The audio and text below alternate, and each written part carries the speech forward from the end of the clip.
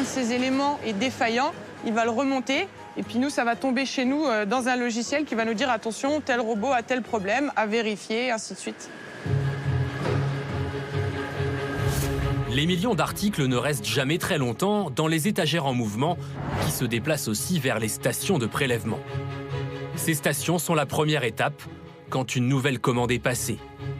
Sur l'ensemble du site, il y en a 114, presque moitié moins que celles dédiées à la mise en stock. Omniprésent dans le système, c'est toujours l'algorithme incorporé d'intelligence artificielle qui se charge d'amener la bonne étagère au bon endroit. Ici aussi, le travail des opérateurs est guidé.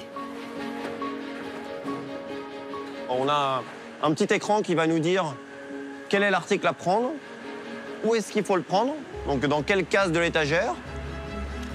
Et pour être aidé, on a à la fois la photo de l'article sur l'écran et à la fois une petite lumière blanche qui va nous flasher la case où il faut prendre l'article directement.